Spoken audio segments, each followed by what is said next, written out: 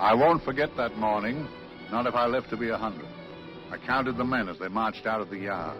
They'd hardly slept for weeks.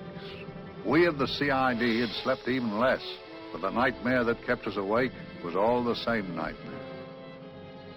That's why we weren't surprised when the commissioner asked us up to the conference room for a bit of a talk. He'd talked to us plenty, we knew that. It didn't help any to know what was ahead of us.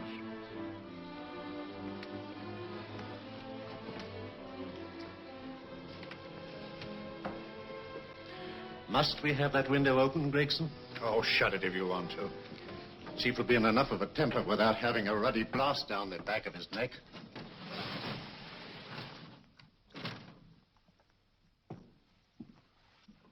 Gentlemen, the commissioner. Stuffy in here. Be seated, won't you?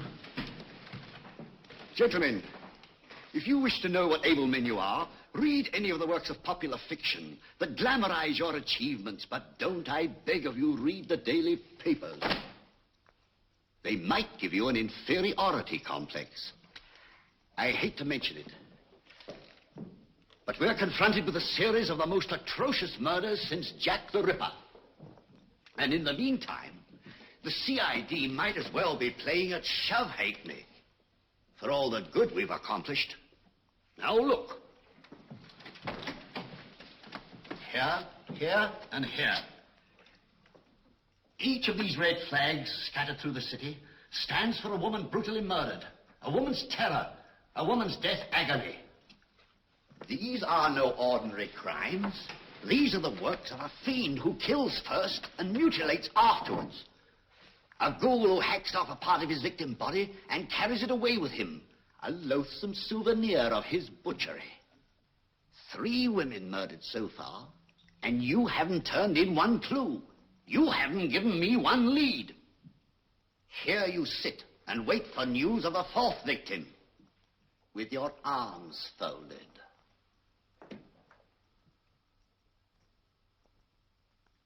Well, we hadn't long to wait. It was down Lambeth Way where a young woman was hurrying home late last night. She saw something and stopped. It was a constable. He spoke to her, and he walked along with her, just in case. He saw her go down the stairway to the basement lodging where she lived. We can only surmise what happened after that.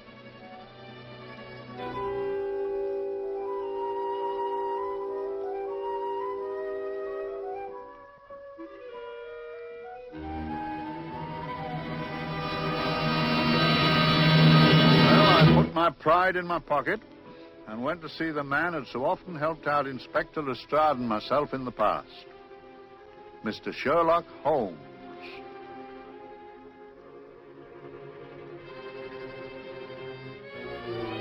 If ever a man needed help, I did.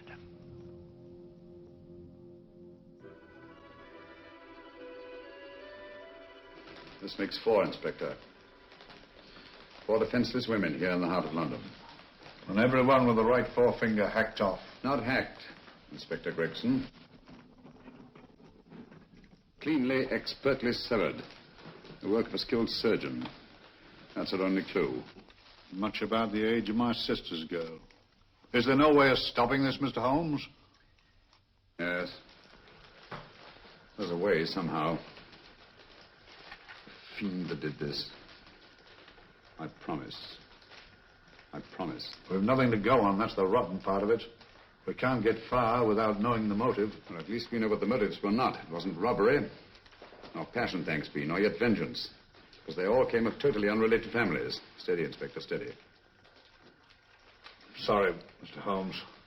I don't turn a hair when it's a bloke that can look after himself. A little slip of a thing like that. Yes, it's horrible. Come on, let's get a drink.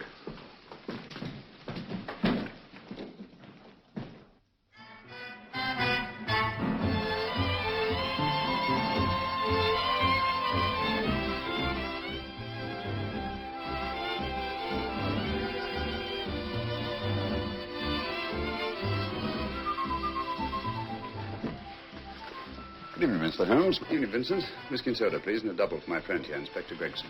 There you go, sir. Make mine Irish. Decent of you to give me a hand with this thing, Mr. Holmes. Always a pleasure to be of help to Scotland Yard, Inspector. Little out of my line, looking for a maniac who murders just for the fun of it. Or perhaps just to get a human finger. In all 4 cases, the murderer risked capture by stopping to secure a finger. Wonder what for? Who knows? He's just a madman. Perhaps there's method in his madness. If we could just trace those missing fingers. If we could just drain the English Channel, we might find a penny. Huh? Oh, thank you. You may keep those, Mr. Holmes. Thank you.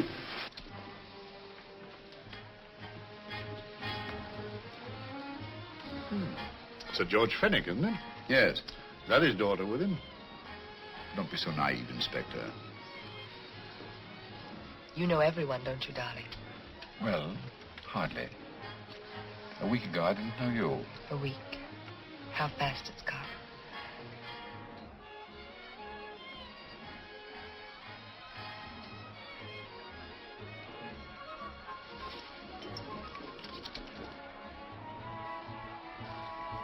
I collect these things. How very quaint of you. Shall we go? Yes.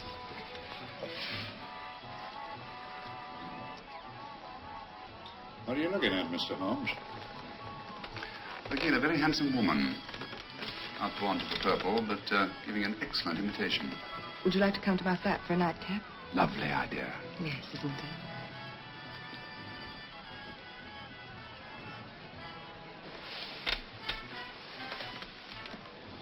Wonder where she's taking Sir George Finnick. Don't be so naive, Mr. Holmes.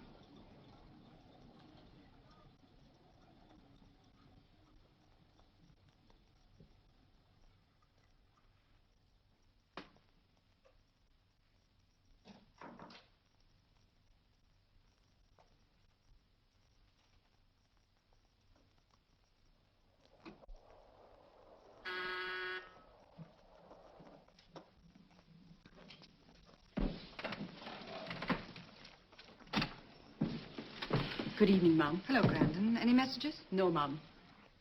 Thank you. Drinks, Grandon. One of your nice surprises. Yes, Mum. I say, you don't mean that... Grandon's a marvel, aren't you, Grandon? Yes, Mum. You wouldn't believe the things she can do. Ah, charming place. Delightful. Really? Do you think so? I'm so glad. Do sit down. Do you mind? Do I mind? What a question. I don't mind anything, really. Except not being with you. Now, you really don't want me to believe that, do you? Not too seriously. Good. We're both quite grown up, aren't we? Quite.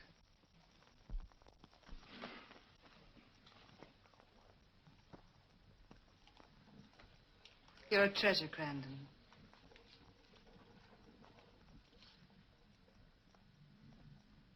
And lower the lights a little as you leave.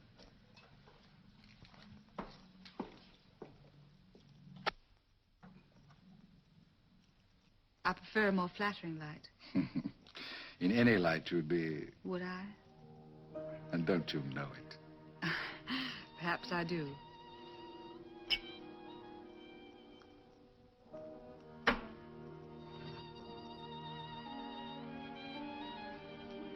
Oh, that priceless woman. You wouldn't believe it, but she's absurdly romantic. She loves dreamy music, and she thinks that we... But we do, don't we? Do we? Well, it's rather soothing, restful. Yes. And we all need rest at times. like tired children who played too long. You've played with wooden soldiers, I suppose. Funny. Hadn't thought of that for years. Toy boats were my special joy. Anything I could set afloat anywhere. Like this. And this. Toy boats sailing into the Never Never Land. The land of beautiful dreams. Look. Look, odd, isn't it, how the light is reflected? Little specks of light that move and move. Like stars on a slowly moving stream. You know, Holmes, I'm very sensitive to atmosphere. No? Yes, I can tell by the feel of this room there's been a murder committed here. It may interest you to know, my dear fellow, it was the other side of that door at the foot of the stairs that the poor girl was murdered. If only I could find it. Find what? The one thing these unfortunate victims have in common that might give us a motive for these murders. There must be something. Another Jack the Ripper, if you ask me, a homicidal maniac. No, Watson. In the case of Jack the Ripper, there was one thing in common. His victims were all from one walk of life, living in the same section of the city. In this case, the murderer chooses his victims from all walks of life and from different sections of the city. No, my dear fellow, this is not the work of a homicidal maniac. It's something infinitely more sinister. Give me the creeps. What on earth are you talking about? Watson, I'm convinced that these murders are only incidental to some larger and more diabolical scheme. That may be, but why the severed fingers? The answer to that question, my dear fellow, is our only hope of solving these mysteries. Dear sister, I am so happy. I had such a lovely holiday at Brighton with you and Alf. And I'm looking forward to being with you again. Poor little thing. Sort of raises a lump in your throat. I can picture her sitting here happily writing this letter. And I'm not bit realizing that she's shortly going to her death. Hello? Gregson. Oh, there you are, Mr. Holmes. I've been looking for you everywhere. What's happened? Murder in Edgware Road, not half an hour ago. Woman? Yes. And the right forefinger cut off clean.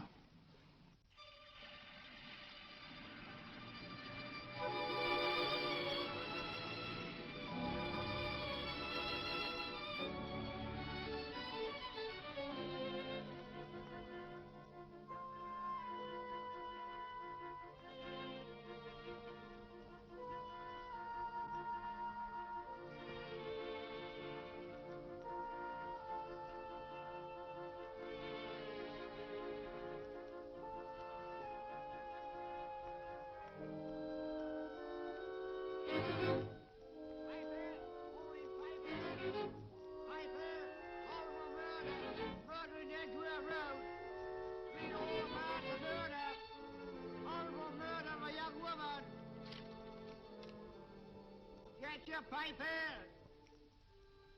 Horrible murder, paper, all about the murder. Morning paper, all about the murder. Paper, horrible murder. Another young woman found murdered, paper, sir. Horrible murder, paper, paper, read all about it. Get your paper, murder in Edgware Road. Horrible finger murder. Shocking murder, murder in Edgware Road. Horrible murder of a young woman. Read all about the murder.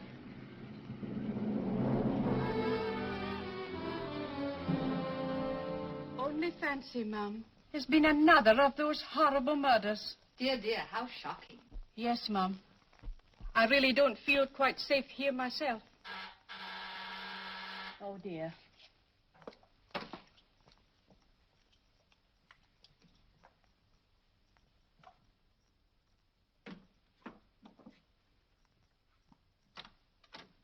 Why, Sir George! I must see Miss Marlowe at once. I don't know if she... I must see her. Where is she? Lydia. Why, Sir George, what is it? What happened? I don't know. You'll have to help me. You've got to help me. But I don't understand. Listen. I woke up a few minutes ago in a cheap boarding house off Edgware Road. I don't know how I came there. I don't know when. The last thing I remember is being here with you. Calm yourself, Sir George. When did I leave here? Well, it was about It was 10:45, Mum. Precisely. You seemed, forgive me, just a little distressed. Detached, not interested. I thought I'd said something to offend you. I don't remember.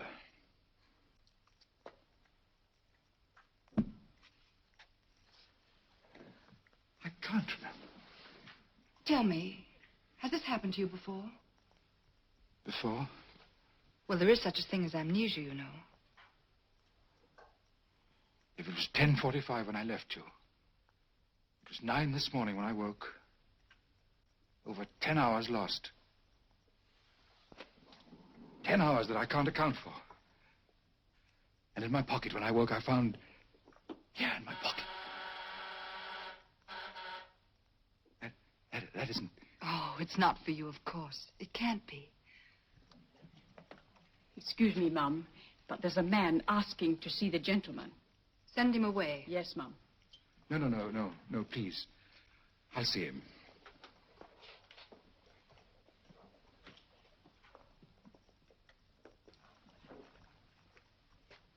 Well? Delightful room. Not much like the place you woke up in this morning. You followed me here? Yes. Are you a detective? Oh, no. Quite the contrary. Don't be afraid, Sir George. You know my name? Oh, yes. A very old and highly honored name. And being the bearer of such a name, and also a very wealthy man, I thought you might care to possess yourself of this trifle. Rather than let it fall into the hands of the police. It is yours, if I'm not mistaken. The initials, GF. Where did you get this? It came out of your pocket. I saw it fall, but you never noticed. You were very busy, bending over something with a knife. Then you put something in your pocket.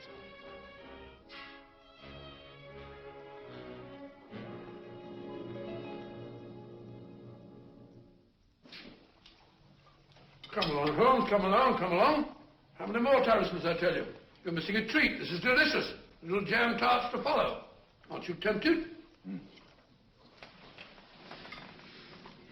You and your flesh pots. They tell me that fish is good for the brain. Brains haven't any. You realize that a whole day and a night have gone by since that bestial affair in Edgware Road? I'm as much in the dark as ever.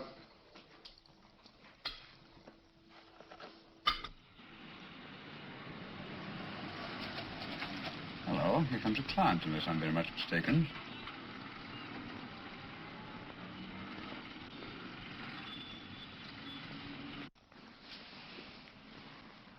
Well, attractive. Very attractive.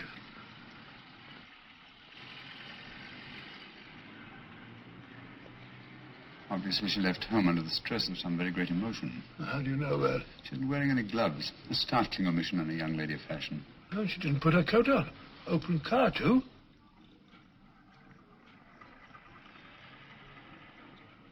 Furthermore, there's something in that bag she wants to show me. What makes you say that? The bag doesn't match her dress, indicating it was picked for size rather than style, to accommodate some bulky object. You amaze me, Holmes. What do you mention, my dear fellow?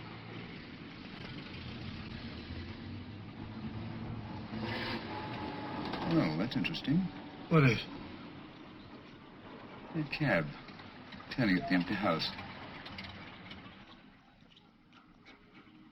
I wonder why he followed her here. Oh, wouldn't you? Quite possibly with glasses.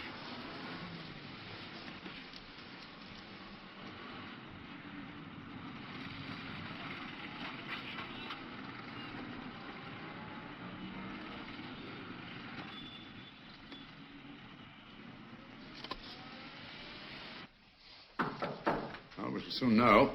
Yes, Mrs. Hudson? It's a young lady, sir. Most urgent. Ask her to come in. Go right in, miss.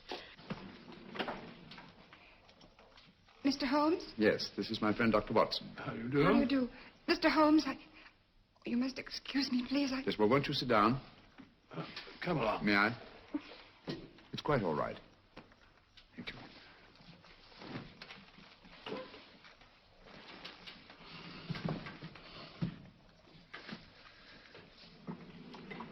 Now, try to control yourself, Miss Finnick. You're with friends.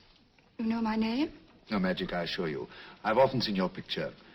You're the daughter of Sir George Finnick, aren't you? Yes. It's about my father that I... What about your father, Miss Finnick? Oh, I don't know what to do.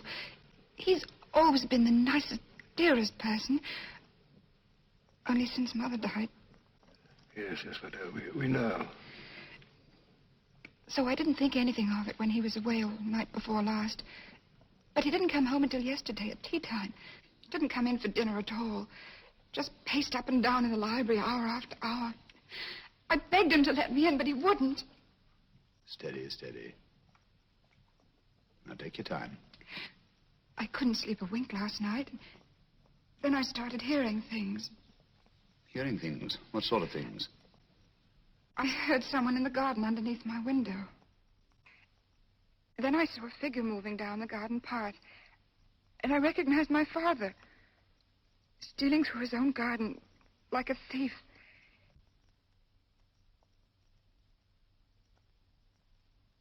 He had a spade in his hand. And he stopped by the greenhouse where he started to dig. This morning, at daybreak, I stole out into the garden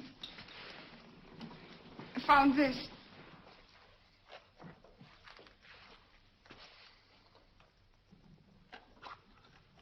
A finger. A human finger. Bring up Scotland Yard, will you, Watson?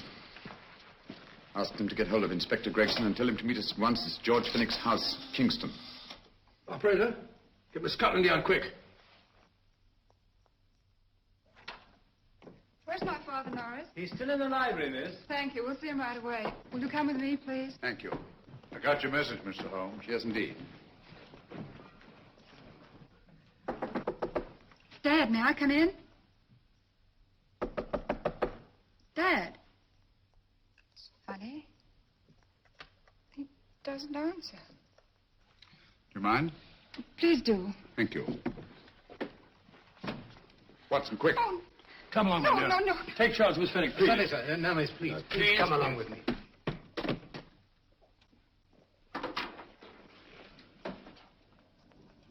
Dead? Yes. What do you make of it, Doctor? Shot in the back between the second and third ribs. The bullet undoubtedly had penetrated the heart. Look at the powder marks on his coat. I was afraid of this. What do you mean? Don't you remember the man in the cab who followed Miss Finnick to Baker Street? Well, you don't think he had anything to do with it, do I you? think it's reasonable to assume that he tipped off someone that I'd been sent for. Sir George has obviously been murdered to keep him from telling me what he knew. What was the weapon used? Small caliber revolver, point blank range by the look of the wound. The murderer came in through those French windows. The mud from the garden he brought in his boots. Sir George must have surprised the intruder. Passed the room to him here.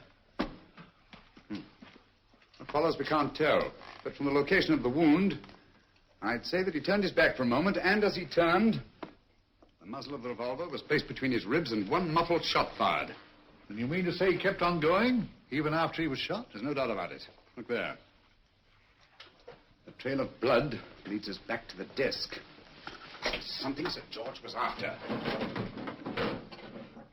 Something. I know. He was trying to summon help, poor chap. I don't think so, Watson. There's the bell pull by the fireplace. No, you'll notice from the trail of blood that Sir George made straight for this desk here. I wonder. There was something he was desperately anxious to get. Hello. His right hand's clenched. That's perfectly natural. Death agony. The left hand lies open. Why only one hand clenched in the death agony? The right hand, the hand nearest the desk. Please note that. If Sir George took something off this desk, something so important that he spilled his last drop of blood to get it, I want to know what it is.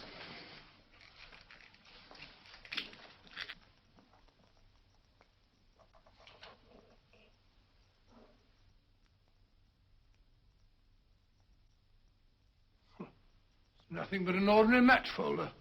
Where does that lead us? I imagine to something very important, Gregson. This match folder's from Pembroke House. Why shouldn't it be? He was there, you know. We saw him yesterday. Yes, but the effort he made after he was shot to get hold of this match folder. It's just possible he wanted someone to remember Pembroke House. He may have wished to recall it to someone who saw him there. Someone who, like ourselves, saw him with a woman.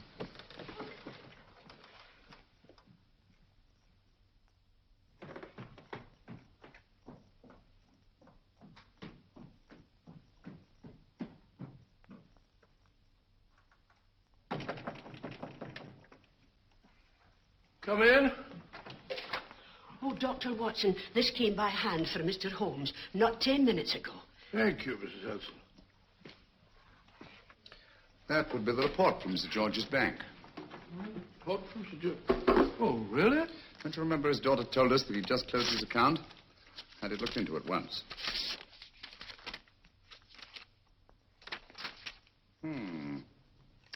He drew out his entire balance in cash, nearly £10,000, yesterday, just after that young woman was murdered. What does that suggest you, Watson? That he paid it out to someone. Precisely. I smell the faint, sweet odor of blackmail.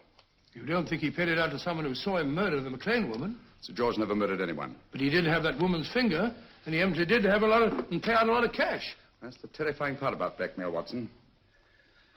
The victim is afraid to fight the accusation no matter how false. Once the accusation is made, his name is smeared, and sometimes his life is ruined. Well, Sir George didn't commit these murders. What fiend did? I rather think they're not the work of any one man. Oh, come, Holmes. You don't expect me to believe there's a whole organization going about killing people and chopping off their fingers. No, it's possible, quite possible.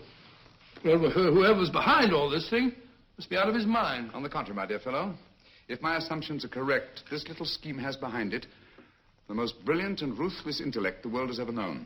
You don't mean Professor Moriarty? I do. Oh, steady, Holmes. You've got him on the brain.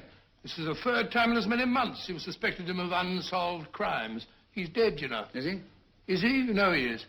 He was hanged in Montevideo, well, over a year ago. I know that someone was hanged in Montevideo under that name. But I'll stake my reputation that Moriarty is alive and here, now in London. Hello?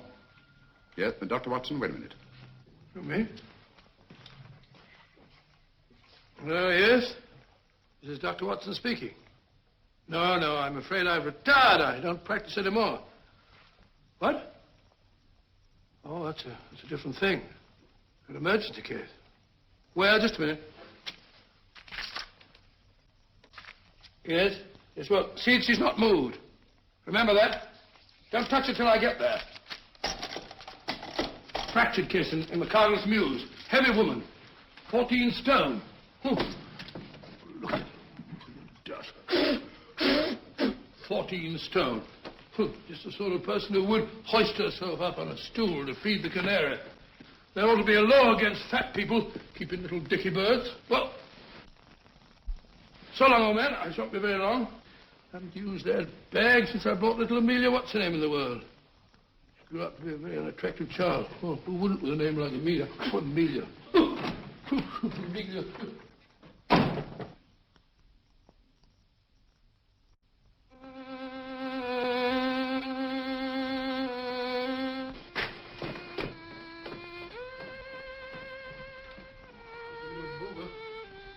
People so stupid about accidents.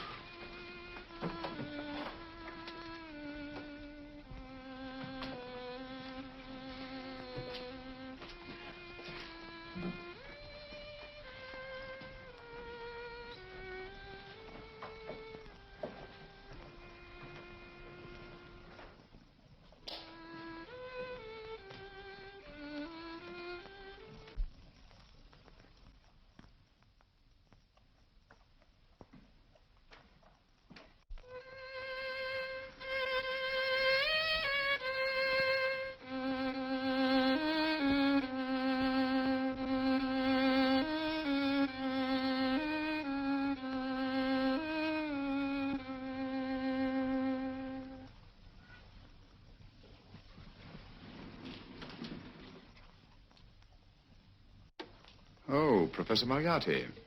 Not that I wish to appear inquisitive, but to what am I indebted for the pleasure of this visit? Scotland Yard will be interested. It's very convenient for me to have Scotland Yard think that I'm still dead in Montevideo. I never dreamed of fooling you. Thank you. The thought occurs to me, Mr. Holmes, that there are some advantages in living within the law. You're very comfortably fixed here, aren't you? As I get on in life, the little comforts appeal to me more and more. Oh, I beg your pardon. Won't you sit down? Thank you.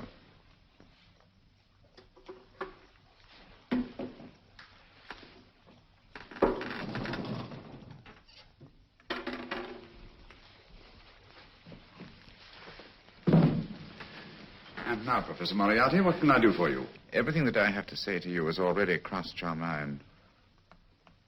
And my answer has no doubt crossed yours. Yes, final? What do you think? I shall not rest until you are hanged for the finger murders. You've no proof, you know. No, not a shred. But I have you. I could turn you over to the police here and now. You could. But if you did, you'd never see Dr. Watson again. Oh, the telephone call. Quite. I rather assumed you had taken some such precaution. Or I should have snatched up a revolver and indulged in a fit of heroics when you came in. Very smart, aren't you? Not smart enough. Or I should have anticipated you. But if any harm comes to Dr. Watson, I shall seek you out.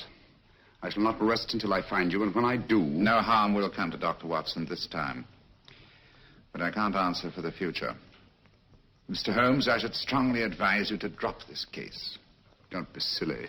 Think it over. We've had many encounters in the past. You hope to place me on the gallows. I tell you I shall never stand up on the gallows. But if you are instrumental in any way in bringing about my destruction, you will not be alive to enjoy your satisfaction. And we shall walk together through the gates of eternity, hand in hand. What a charming picture that would make. Yes, wouldn't it? You know, I really think it might be worth it.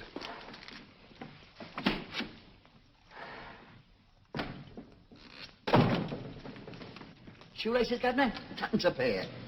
And strong enough to hang yourself. How many more times must I tell you I don't want your filthy shoelaces or your company? Shoelaces, Governor? Blasted impertinence. Run along, my good man, or I'll give you in charge. Shoelaces, Governor? Shoelaces, Governor? Help a poor bloke. What's only got one arm? Any luck with Mr. Holmes? You can read his obituary in tomorrow's papers.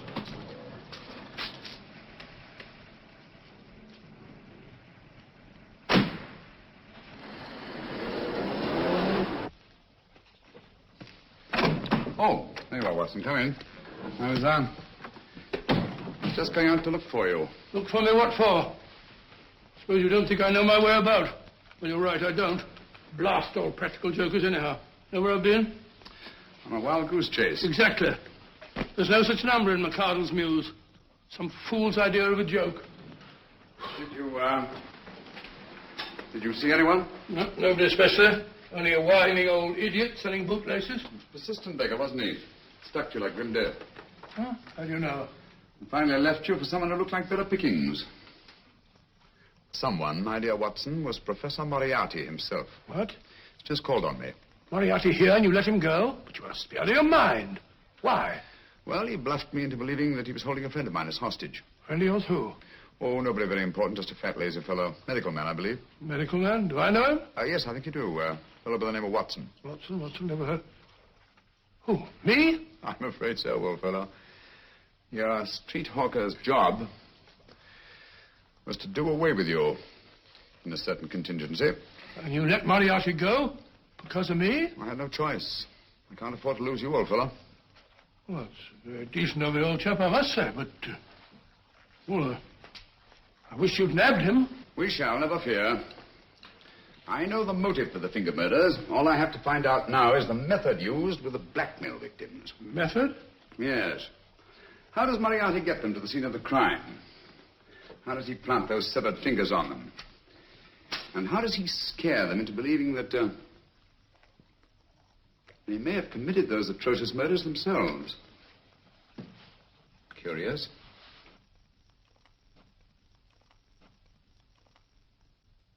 Very curious. Huh?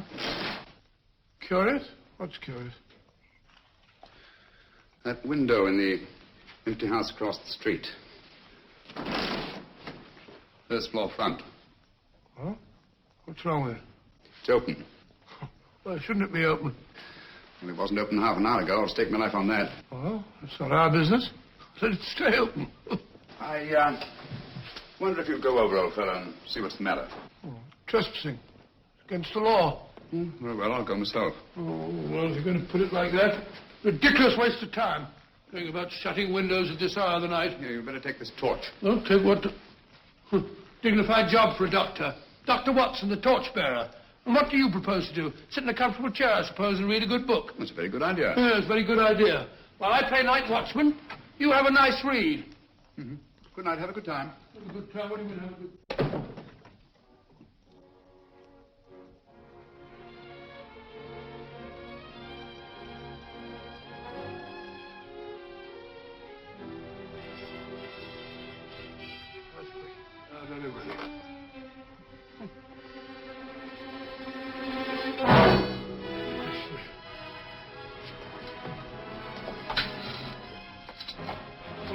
For? Oh, umbrella stand. Pretty little thing to keep about the house. Must have been a pet.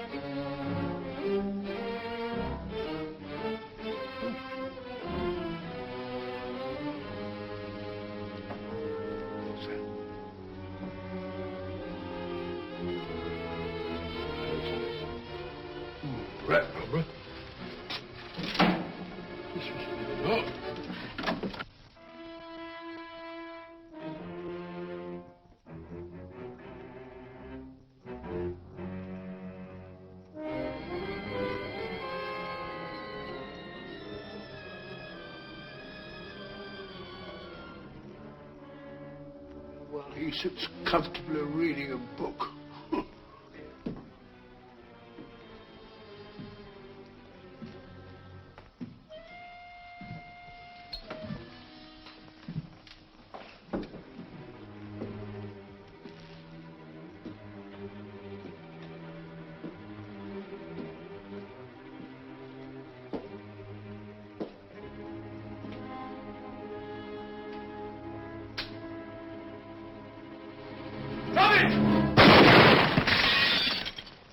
He killed Holmes! He killed Sherlock! Watson. You? But I saw him shoot you a second ago. Not me, my dear fellow. Merely the bust of Julius Caesar. Incidentally, you may have noticed that all through the ages, prominent men have prominent noses. Oh, I'm afraid we're in for terrible trouble again with Mrs. Hudson. Window smashed, plaster all over the floor. Get up, you.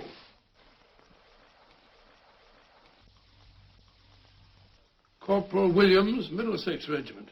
Discharged from the army as physically unfit. Papers seem in order.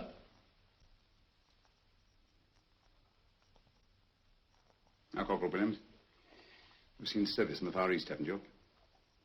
The East? I thought so. Look at his complexion, Watson. Yellow as saffron. He's been taking atabrine. Cure for malaria. Sniper, aren't you? Sniper. Why did you try to kill me? I had to kill him. I had to. Oh, snap out of it. Stop it, Watson. He's shamming. No, he isn't. Who told you to kill me? She told me. She told you? She told me I couldn't miss. Well, luckily you did miss, you murderer. He isn't a murderer, Watson. Listen, Corporal Williams. She told you you had to do it, didn't she? I had to do it. I've got it, Watson, I've got it. Got what? The method used in the finger murders. Well, what is it? Hypnotism, my dear fellow, hypnotism. And it wasn't against his nature, that's the devilish part of it. They picked a man for their purpose whose job was sniping. Who are they? Professor Moriarty and his finger murderers. Williams spoke of a woman. I think you'll find that she asked him home tonight for a drink. Nice quiet rooms, soft lights, music. You've got it all pat, Mr. Holmes. What's the lady look like? Up 30, nice figure, blonde, lustrous eyes. Oh, really? Got a phone number? Oh, so? Williams will give us her address. Look after him, Gregson. Don't let anyone come near him. He's our key witness in the finger murders. Well, I hope you're guessing right, Mr. Holmes. Get up, Williams. Now, go with Inspector Gregson anywhere he tells you. Come on. Yeah. Ring me as soon as he comes to himself, will you? I will. Good night, gentlemen. Good night. Well, if you believe that fellow Williams was hypnotized, I suppose you think Sir George Finnick was hypnotized, too. Yes, I'm quite sure of it. Have a cup of tea? Thanks, old boy. Nothing to eat. But why didn't these people make Sir George do the murder himself? Because they didn't want to get him hanged. They wanted to blackmail him. Well, who do you think the actual murderer is? One of Moriarty's gang. A diabolically simple technique. Kill a woman. Yes. But why cut off the fingers? My dear fellow, don't you understand? The severed finger is what links the blackmail victim to the murder. He wakes, finds the grisly thing in his pocket. Doesn't know how it got there. He's no idea that he's been hypnotized. For all he knows, he may have committed the atrocious crime during some dreadful lapse of sanity. In that state, when he's utterly demoralized, the blackmailers take over. Is that it? Undoubtedly. You see, they swear that they saw him commit the murder. And being human, the victim will pay anything rather than stand trial on a charge that will make his very name loathsome. Oh, it all fits in if you believe in hypnotism. The only possible explanation. You think the hypnotist is that woman with the blonde hair and the lustrous eyes, the woman you invented? I didn't invent her. I saw her. What on earth are you talking about? That woman, my dear Watson, was with Sir George when he left Pembroke House. I saw her there. I shall see her again, and Williams will lead me to her. That's why it's so important to keep him safe. He will identify her.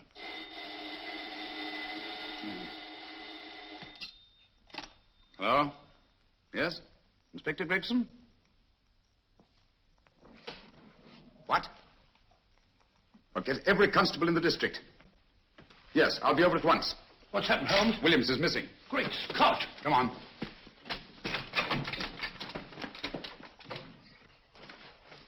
Lorry crashed into Gregson's car. During the confusion, Williams disappeared. Escaped, eh? No, kidnapped. To keep him from talking when he came to. You don't think that Moriarty... Moriarty? Anything is possible.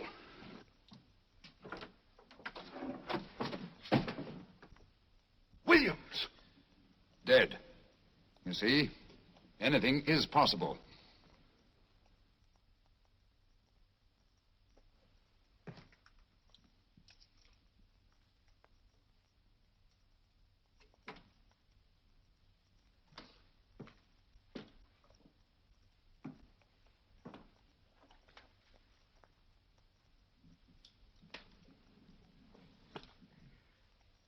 Oh, good morning, Professor Moriarty.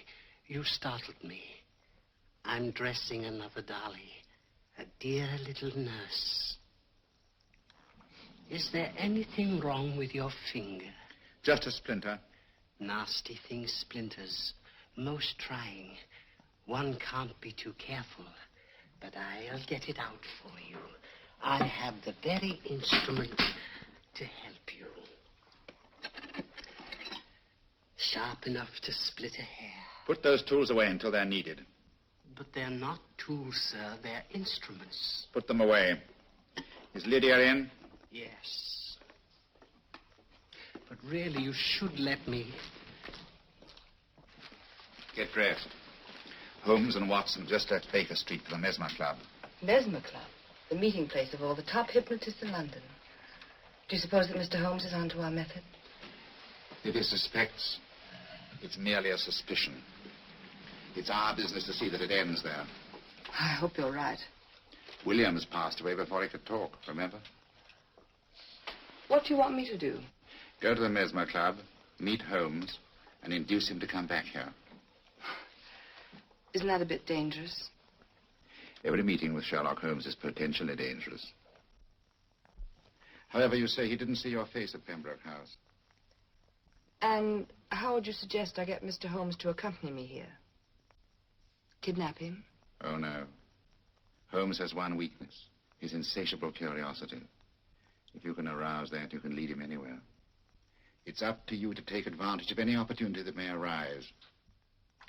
This way, please, gentlemen. I'll tell Dr. Onslow that you're here. Thank you. And this is the Mesmer Club.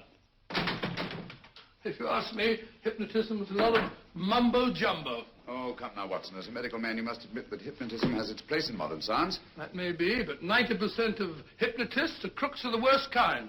Nothing more than a lot of charlatans exploiting weak-willed morons. Ah, Dr. Onslow, I believe. Happy to meet you, Mr. Holmes. Your brother Mycroft suggested I might be of help to you. He's a valued member of our little group of charlatans and crooks. Oh, beg your pardon, sir. I didn't know you were listening. Behind the curtain. My friend, Dr. Watson. Oh, delighted. How do you do? I wonder now. You see, we're in the midst of a little experimental session at this very moment. If you'd care to join us. Oh, certainly, certainly. That'd be very instructive. Oh, well, will you follow me? Thank you. Why should I know somewhere behind the blasted clinical? In treating his patients. But today, the therapeutic value of hypnotism, as we now call it, is conceded by innumerable physicians. Especially is it of value in surgical cases where the administration of local or of general anesthetic is inadvisable. Inadvisable poppycock. Oh, sorry. For the sake of latecomers, I may say that I have placed this subject under profound hypnosis. In this condition, he can feel no pain, even under applications which normally would be excruciating. Excruciating? Oh. You excuse me, please. Carter, you are having a peaceful sleep. You feel nothing. Your arms and your hands are without sensation. Mowbray, the long needle.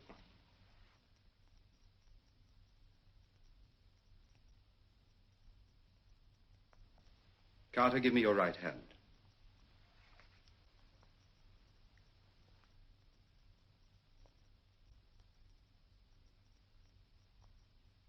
As you observe, the needle has been thrust completely through the subject's hand. No feeling, no pain. This lack of feeling is the one infallible test of profound hypnosis. Nonsense. Fellow's full of drugs. Oh, isn't he? Definitely not, Doctor. Wake up, Carter, wake up. You feel well and rested, remember. No pain anywhere. Wake up, wake up. I say, when are you going to begin? All through, Carter. Stand up. This way, sir. And, are these all the people that come here? Oh, no. Others keep dropping in all the time. I suppose it's all right for those who believe in it, but of course, I'm a professional man myself. Then you don't believe in hypnotism, Dr. Watson? Oh, I don't deny that there are certain types of hysterical, feeble-minded people who go under if you point your finger at them. But anyone with an ounce of character... How right you are. You see right through our little artifices, don't you, Doctor? Right through, my dear sir. Right through. Right so. But with the feeble-minded, as you say... excuse us, Mr. Holmes. Certainly. Step over here, won't you? Certainly, sir. Anything to oblige. Let me show you how easily we charlatans take advantage of them. Now, sit down, Doctor. Now, we set a thing like this in motion. It's wonderful, the attraction on the feeble-minded, of course. The continuous motion, if they just let themselves follow it. Of course, you could stare at it till doomsday, Dr. Watson, with no effect at all. Still, it might make you a little drowsy, like the white ribbon of road at night when you're driving. The rhythm is smooth, unbroken, and the road goes on and on, round and round, always the same, winding and winding. And you're drowsy, you're tired. Let the road come into you, as it were. The long road, the smooth road, the road to sleep. Sleep.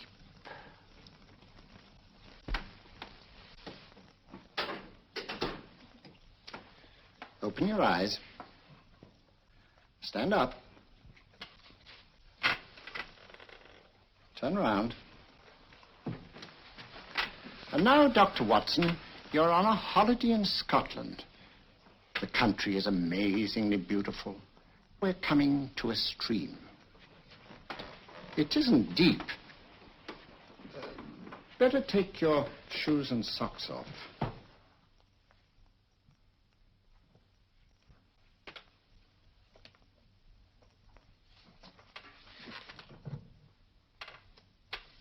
Roll up your trouser.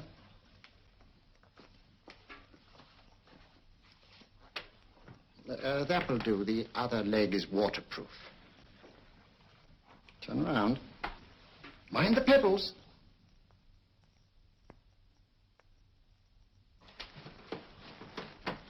Sit down.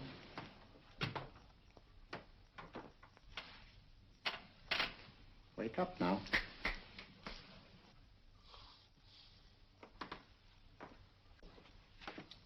I see. What did I tell you? It didn't work with me. Why, nobody with an ounce of character.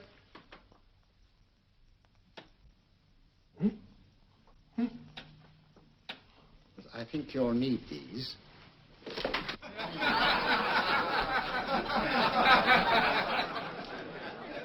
Something to laugh at? Watson, she's here. Oh, the woman you're looking for? Yes, I'm going to meet her. Perhaps I can induce her to take me to Moriarty. Do you think it's wise, Holmes? It may not be wise, but it's essential. After all, I've held my own with Moriarty in the past. But isn't it dangerous? She might be a hypnotist. If my will isn't stronger than hers, I deserve to be hypnotized. I feel I must protest, Dr. Onslow. I was told this was a gathering of serious students of a great science, and I find myself in a company of buffoons. Oh, my dear madam. Elliott's and Esdale Braid. Were those men martyrs for the truth, that you may laugh over your childish, cruel tricks? I must say I'm in complete agreement with you, madam. This was a most unnecessary performance, Dr. Onslow. Beg your pardon, sir. My name is Holmes, Sherlock Holmes.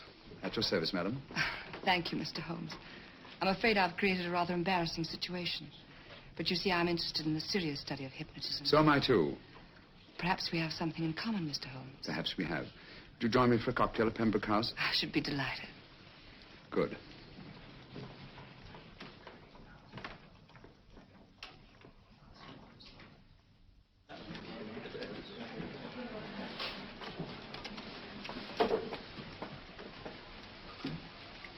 Thank you. I didn't know there was such a pleasant place in London. It was so nice of you to suggest our coming here. I thought a little pick-me-up would do us good. You mean you thought I looked... I like the way you look. Thank you. I suppose I did lose my head a little at the Mesmer Club. But you see, hypnotism is almost a religion with me. I know so well what it can do to help, heal. And I can't bear to see it used for trivial purposes. I know very little about it. That's why I went to the Mesmer Club. You see, I'm rather puzzled just now with the case that I'm working on. How fascinating. Tell me about it. It's the murder of Sir George Finnick. Finnick? Who's he? Quite a well-known figure. Odd now I come to think of it. Last time I saw Sir George was here at Pembroke House. Strange. Yes, isn't it? He was sitting, I believe he was sitting at this very table. Cigarette? Thanks. Do go on. There was a charming lady with him. He was lighting a cigarette.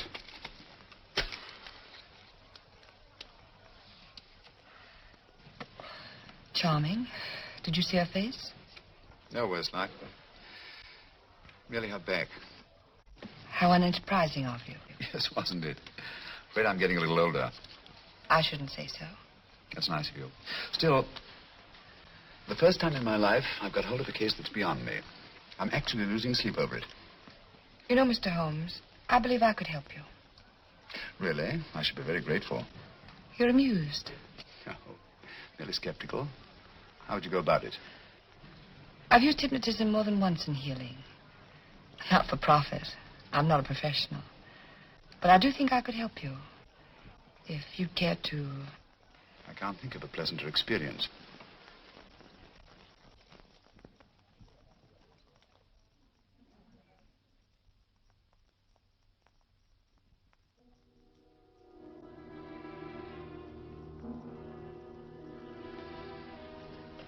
Low lights, music, is that all there is to it? You must relax, Mr. Holmes. I'm afraid you're a rather difficult subject. So I thought perhaps a little help. Materia medica might be advisable. Drugs?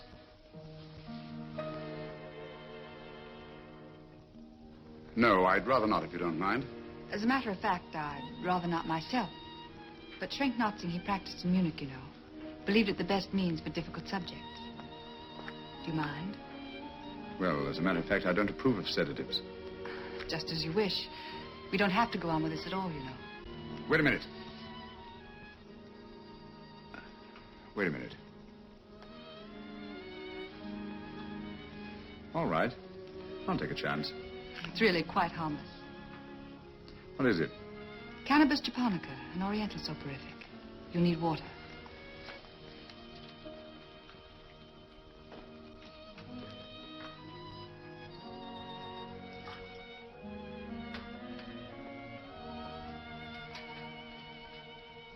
Thank you. Now sit down, Mr.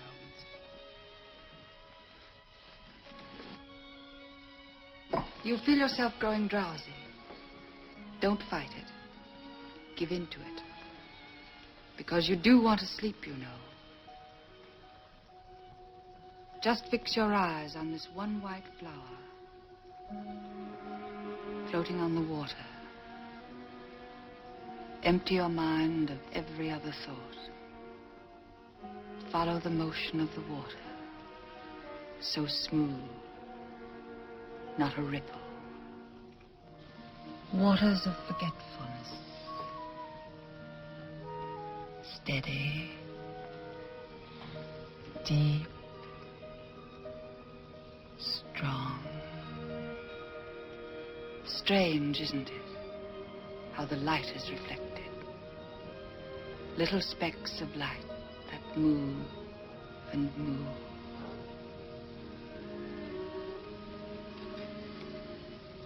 It's restful here. It's peaceful. It's friendly. And you're very close to finding what you're looking for. You'll find them soon now. The guilty ones. When you're rested, gentle waters closing over you. Steady,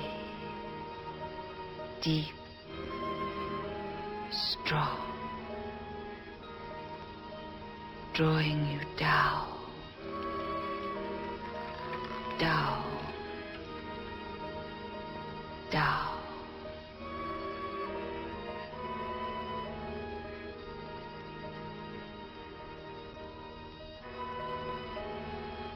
Sleep.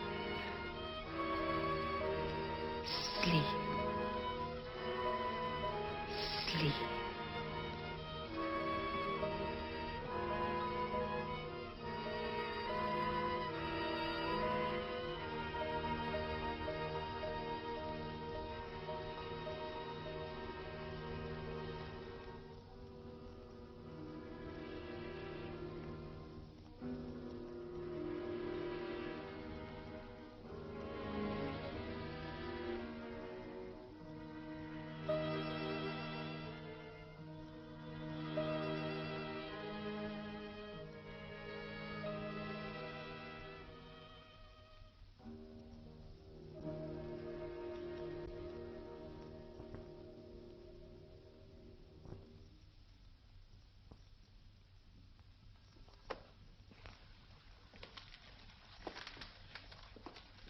Here he is, Professor Moriarty.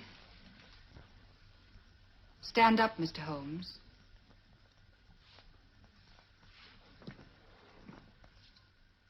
Open your eyes. Face this way. Are you satisfied?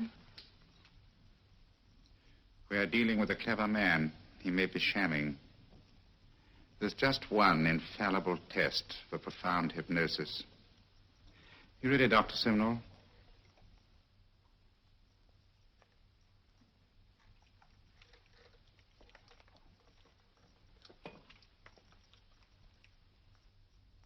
That will do, Doctor. He couldn't fake insensibility to the knife. I congratulate you, Lydia. Turn round, Mr. Holmes. Now walk to the desk.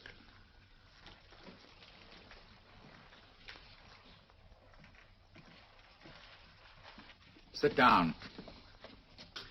Take that pen and write what I tell you to write. I have at last found a case which I cannot solve.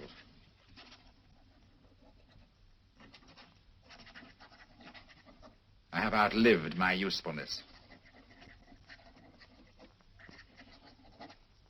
Therefore, I have decided to end my life.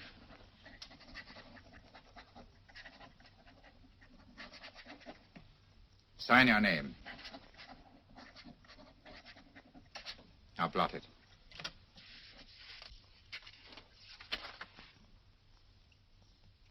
Fold it up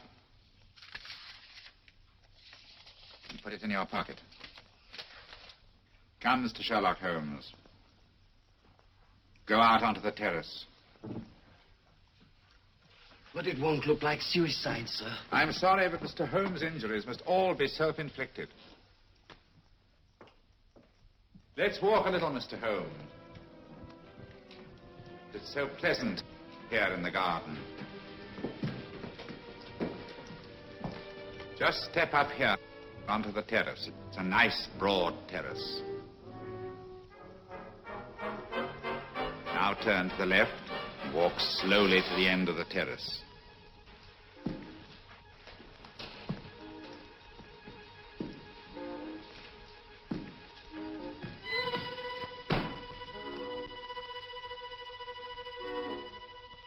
Don't stop. You must walk to the end, you know.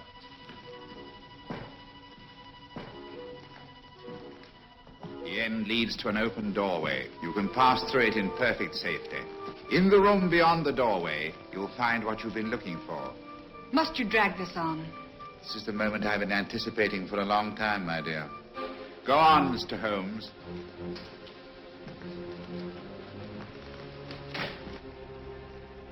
Through the open doorway, you will find the man responsible for the finger murders and the death of Sir George Finnick. Professor Moriarty. Holmes! Stand still. What a beautiful view, Watson. I'm quite enjoying it. No, you're not. You're hypnotized. You're under a spell. Stand still. Don't move. Steady, Holmes. Steady does it. Stand perfectly still where you are. Nonsense, Watson. You don't know what you're doing. Of course I know what I'm doing. You mean you're not hypnotized? Certainly not. Then get off the wall, you idiot. Oh, look out! Oh, dear fellow. What were you doing up there? Holding the fort until you arrived. What kept you? Well, I ran into a spot of trouble on my way to Scotland Yard. I was arrested for exceeding the speed limit. Your luck seems to hold, Mr. Holmes. Well, I'd hardly call it luck, Professor. You see, I substituted a drug of my own for the one that this dear lady pressed on me. You are clever, aren't you? A drug that, although it leaves the subject conscious, renders him quite insensitive to pain. That accounted for my lack of reaction to Dr. Simnel's knife. Well, Gregson, quite an impressive haul. Even Inspector Lestrade himself couldn't have done any better. Thanks, Mr. Holmes. Take him away. All right, put her in the van. I was right, Mr. Holmes. You are a difficult subject. Thank you. And now, Professor, our score is settled. Au revoir until I see you on the gallows. The rope has not been made that'll go around my neck. Come on.